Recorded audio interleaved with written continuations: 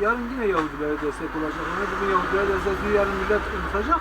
Unuttuysa yine satmıyor. Yine sonra biz Yahudilere destek olmamak için satmayacak. Ondan sonra kakula satmamaya karar verdim. Dükkanımda bulunan kakula dolabını iade etmek için görüştüm. Dediler işte senin borcun yoktur. Biz paramızı aldığımız malı geri almayız. Yalnız dolabı bayramdan sonra alabiliriz. Ben de boşalttım. Dolaplarını büfenin yan tarafına bıraktım. Dedim gelin götürün dolabınızı.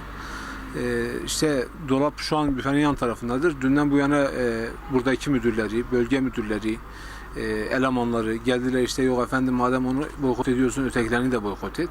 Dedik şimdi sırayla bundan başladık. Algida'dan da başlayacağız. Pepsi'den de başlayacağız. Çitos'tan da onayı da çıkaracağız. Hiçbir zararı yok bana. Çünkü zaten bunlar insanları sömürüyorlar. Yani Coca-Cola etiketli fiyat gönderir bana. 1.750.000 lira. Faturayı dikkat ettiğim zaman 2 milyona bana fiyat gönderir. Çoğu sefer onların mallarını iade gönderdim o şekilde.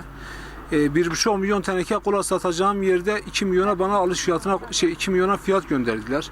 1,5 milyona satılan malı. Ben dikkatli olduğum için hep onlara geri gönderdim. Onlarda da mevcuttur iptal olan faturalarda. Coca-Cola'yı da dolabı şu an çıkardım yan tarafa.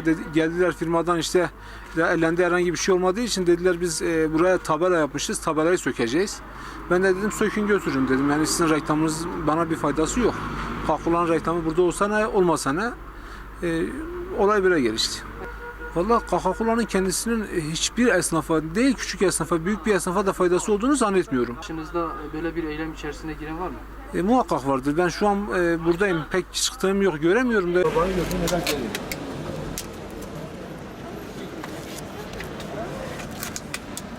Hadi yerli.